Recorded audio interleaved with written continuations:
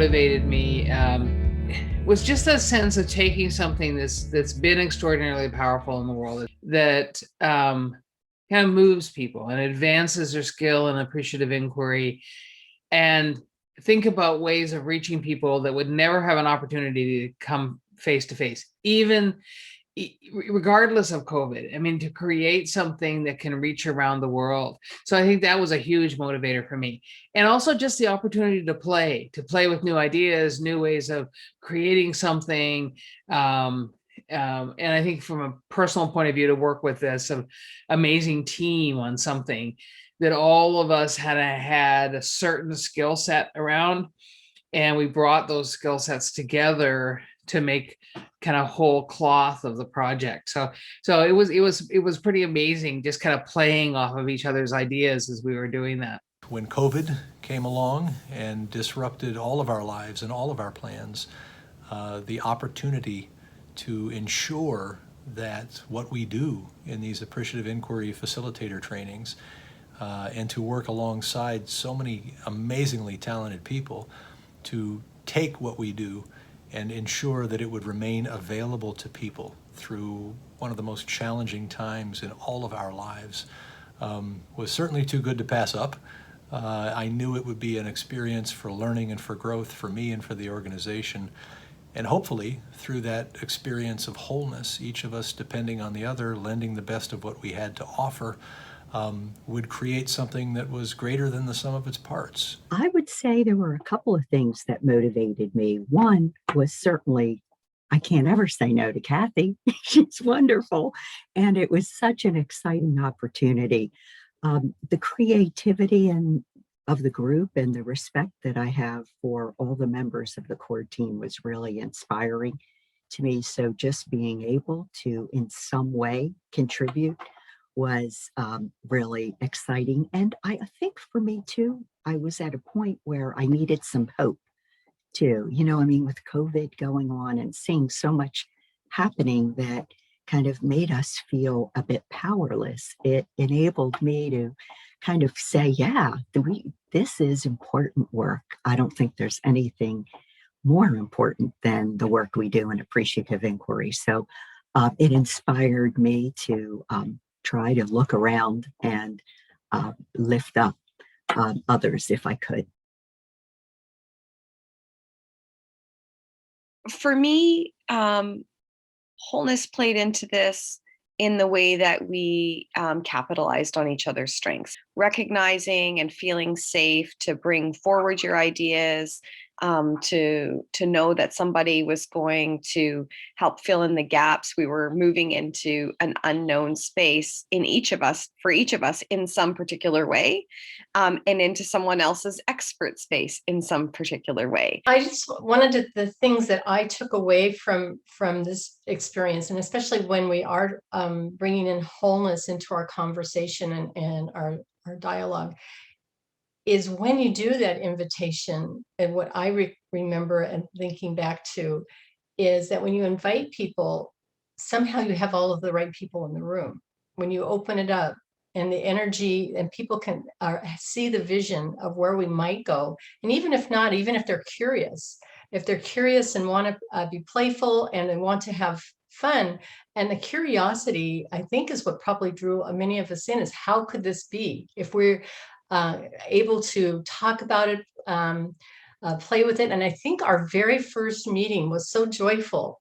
In the middle of a pandemic, we started to see possibilities.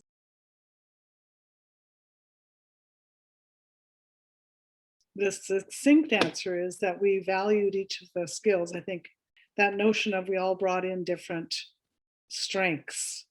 And I think because we believe in the basis of the appreciative inquiry as important principles, including wholeness is one of the ones that we're focusing on now. It's really about being able to work as a collaborative team, because we recognize that each one of us brings strengths. Some of them are common strengths and some of them are unique. And we learn from each other's unique because we're continuously learning. So wholeness is wonderful because you learn from others. And then we come together to be strong together in all ways, right? We all increased our skills from what we brought in as specific to being able to actually build on that and be able to do this across the board in terms of the different kinds of skills. Each trainer brought their own context and perspective to the group. So I feel like we, in bringing that to the table, we did likely represent the whole system of potential trainees. I also really liked how we were able to share and iterate on ideas together. So that was part of our effectiveness as well. And I feel like the final virtual AIFT curriculum was that much stronger because we were working together as a whole system in terms of the core team, and we were able to build together and iterate together. Like right from the beginning, Kathy mentioned a few minutes ago this notion of invitation, right? Inviting people to be part of something, right? So we began with wholeness. There was an invitation to be part of something. There was an invitation to let it be emergent, to let go of the thing and let this, the vAIFT emerge. There was that longing to invite the world to create something that people from around the world could participate in. There was that sense of the little core team of us who are kind of beavering away at the bits and pieces, but that sense of the other trainers out there attending to what we were doing and providing sage advice, and then suddenly saying, oh, I could do this piece. Like Sherry Torres said, we can update some videos. I can do that. And suddenly entering when they had something powerful to offer.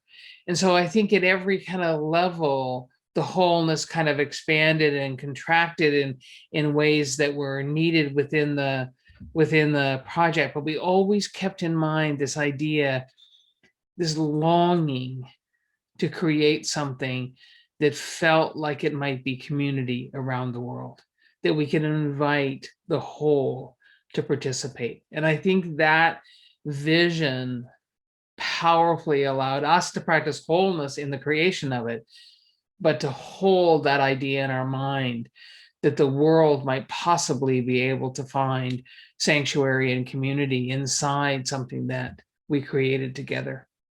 Practical design things that I think came up that supported wholeness. As we developed or made decisions about things like participant numbers, how many people could we see in the gallery view at the same time? We wanted all participants and trainers in a session to be able to see each other. We considered the scheduling. What time of day would the synchronous sessions be to allow folks who wanted to attend from other parts of the world to choose times that maybe would afford that more easily. Joan talked about like making videos, right? So we looked at the content. Everything wasn't written text-based content. We had a lot of videos. We had visual prompts to guide people to different parts of the process that allowed for different learning styles. And Jeannie mentioned earlier that learning styles were part of wholeness. And we put together an orientation. We recognized that for many folks, this might be their first opportunity to attend a training or a conference or a virtual meeting. And so we needed to orient them to how to get in and get started in the learning management system, how to get in and get started with us in the Zoom sessions, and just try to help people feel confident to come into this space and bring them their whole selves so that they could learn and be together with each other. So I think there were a lot of design elements that were also about that mindfulness towards wholeness. I think what was missing in the face-to-face is the whole experience of learning, the part of learning that comes from not just the face-to-face and engaging in the activities, but the reading, the sitting and thinking with and reflecting on the information you're learning, the engaging in a forum with others. I think that's missing from the face-to-face. Just because there isn't the time to do it, it would turn it into an 8-day training.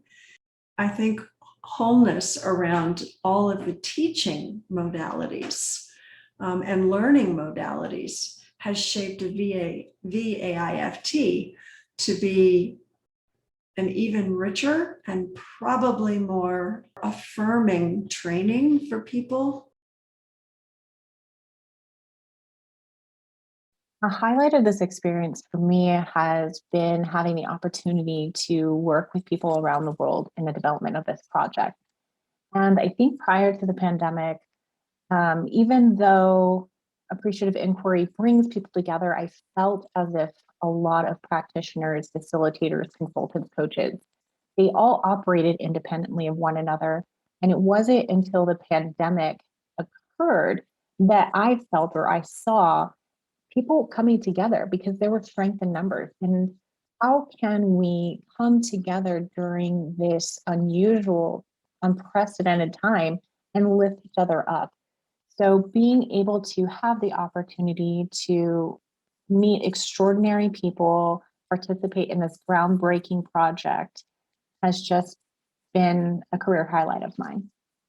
Gosh, there have been so many highlights, blessings with this work. And I would just add that, as I kind of go to the balcony and look around, I just find that, the team, I've learned so much and have, just built so many wonderful relationships. So that, of course, is very dear to me. And I continue to be inspired by the number of people that have participated, that I have connected with, and have told me their stories and how they really are making a difference in the world. So I would say that inspires me to just keep moving forward. I think the highlight for me was being asked to create the videos for the research behind appreciative inquiry. The research is one of my passions. I just love how science and positive psychology, neuroscience really create this foundation that makes appreciative inquiry so commonsensical. And I really was honored to be asked to create those videos, and I learned a lot doing that. So it was a high point for me. Yeah, we could spend the rest of the day talking about highlights. But the one I want to emphasize is the fun and the risk-taking, because especially the first one last summer where, people weren't as used to Zoom in July of 2020 as they were as we moved through, right? Because then people were sort of, almost zoomed out sometimes. But, it was a time where everybody, and we, of course, Joan and I presented to the group of the notion that this was the first time, and people kind of got right into that. It's like, ooh, we get to play and try things, and when things didn't quite work, because you know how Zoom, when you're first trying it, doesn't quite work this way or that way, or you put the wrong people in the wrong groups or whatever, whatever's happening. But just people laughed and said, oh, well, we're just, we're learning together, and that's all that counts. And it's the joy of that experience that people are taking risks and having fun together, because the learning that happens. Sure, they learned lots about Zoom, but they also learned about being together, as Joan described, about being a community and then carrying it on.